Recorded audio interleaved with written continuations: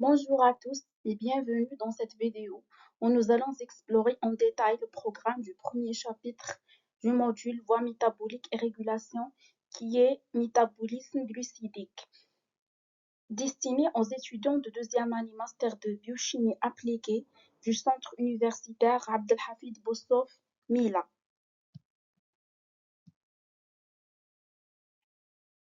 Comme je l'ai annoncé dans la vidéo précédente, ce module vise à permettre à l'apprenant à maîtriser plusieurs compétences, notamment le métabolisme glucidique et leur mécanisme de régulation. En ce qui concerne le métabolisme glucidique, il correspond à l'ensemble des processus biochimiques responsables de la formation, la dégradation et l'interconvention des glucides chez les êtres vivants. Ce chapitre est divisé en trois parties. La première est le catabolisme glucidique, renferme essentiellement la glycolyse et le cycle de Krebs avec leur régulation. La deuxième, c'est bien l'anabolisme glucidique, qui comporte la voie des pentoses phosphates et la néoglycogénèse avec leur régulation.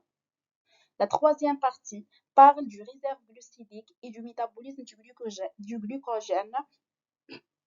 Elle comporte la glycogénogénèse et la glycogénolyse avec leur régulation.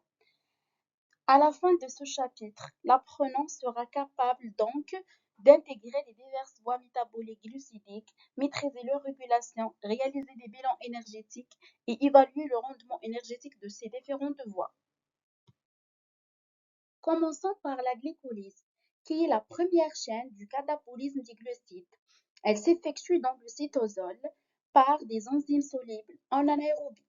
La glycolyse permet la dégradation progressive du glucose pour produire de l'énergie cellulaire sous forme d'ATP, ainsi que la formation du pyruvate qui y a plusieurs destinées par la suite. La glycolyse se divise en deux phases. La première phase ou bien la phase d'investissement en énergie. Cette phase fait référence à la première moitié de la glycolyse. Elle comprend les 5 premières réactions, au cours de laquelle nous investissons 2 molécules d'ATP pour diviser le glucose en 2 molécules de glycéraldéhyde 3-phosphate à 3 carbones. La deuxième phase, qui est la phase de remboursement de l'énergie. Elle est composée de 5 réactions suivantes qui convertit les 2 molécules de glycéraldéhyde 3-phosphate en 2 molécules du pyruvate, le tout en produisant 4 molécules d'ATP. Concernant le bilan énergétique de la dégradation glycolytique d'une molécule de glucose, qui est opposée à la formation de 2 molécules d'ATP, 2 molécules du pouvoir réducteur NADHH+, et 2 molécules de l'acide pyruvique. Et voilà la réaction globale de la dégradation d'une molécule du glucose. Concernant la régulation métabolique de la glycolyse, elle est régulée par la disponibilité intracellulaire en glucose et le bilan énergétique de la cellule. Cette régulation s'effectue au niveau des 3 enzymes dont l'action est irréversible in vivo, qui sont l'exokinase ou bien le glycokinase dans le foie, le phosphofructokinase et le pyruvate kinase. On prend par exemple la régulation de la troisième réaction qui est la transformation du fructose 6-phosphate en son isomère fructose N6-biphosphate. Dans ce cas, le phosphofructokinase est inhibé par plusieurs molécules, par exemple l'ATP, par le citrate, par le glucagon ou bien l'adrénaline, alors qu'elle est activée par la présence de l'insuline, de l'AMP et de l'ADP. Passons maintenant dans le cycle de Krebs, où l'acide pyruvique généré de la glycolyse est l'intermédiaire entre le catabolisme glucidique et le cycle de Krebs, ou le cycle tricarboxylique. Elle permet l'oxydation de l'acétyl-CoA qui provient du pyruvate issu de la glycolyse par la décarboxylation oxydative. L'acétyl-coenzyme A entre dans le cycle de Krebs en passant par 8 étapes. Un tour de cycle de Krebs, c'est-à-dire l'utilisation d'une molécule de l'acétyl-coenzyme A, permet la formation de 3 NADHH+, qui permet la formation de 3 ATP chacun, et donc un total de formation de 9 ATP.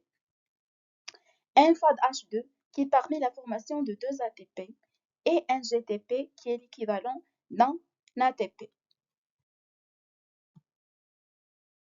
Passons directement au deuxième partie qui correspond à l'anabolisme glucidique en commençant par la néoglycogénèse, qui est une voie métabolique anabolique qui permet la biosynthèse du glucose à partir de précurseurs non glucidiques.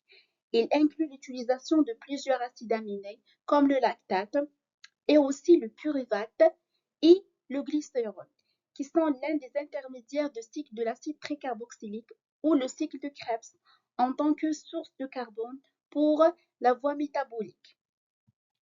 La néoglycogénèse est énergétiquement coûteuse, où 4 ATP plus 2 GTP sont consommés, donc un ensemble de 6 molécules de l'ATP sont nécessaires pour synthétiser une molécule du glucose à partir du pyruvate. La néoglycogénèse et la glycolyse sont régulées réciproquement, de sorte qu'une voie est relativement inactive lorsque l'autre est active. La voie des pentosephosphates, ou bien la VPP, est l'une des voies ou bien des formes responsables de la biosynthèse du glucose.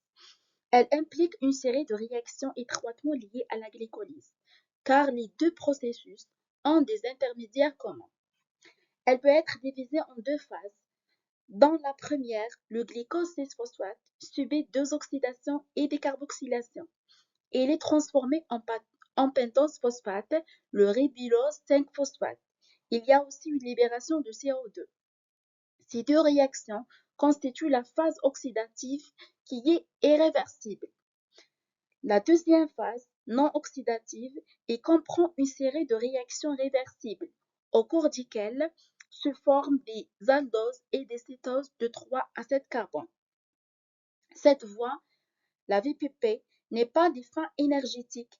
Elle ne produit ni des ATP ni des NADH+, mais à des fins métaboliques permet de générer du NADPH+, et de produire du ribose 5-phosphate. Concernant la troisième partie du réserve glucidique et métabolisme de glucogène, on va voir deux types de voies. On a la glycogénogénèse et la glycogénolyse.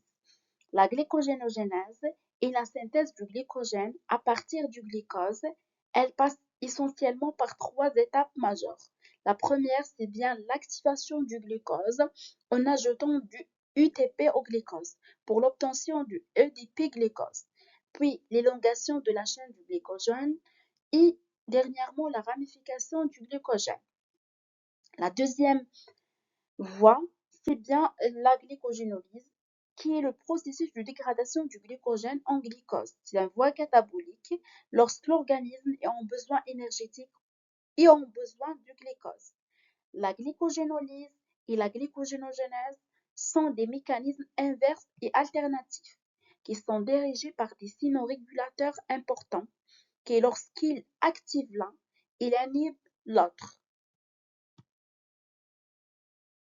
Et voilà, nous arrivons à la fin de cette vidéo. Je vous remercie d'avoir consacré du temps à sa visualisation et j'espère que cette présentation vous a permis de prendre un aperçu général sur les voies métaboliques majeures incluses dans le premier chapitre du module voies métaboliques et régulation. Merci.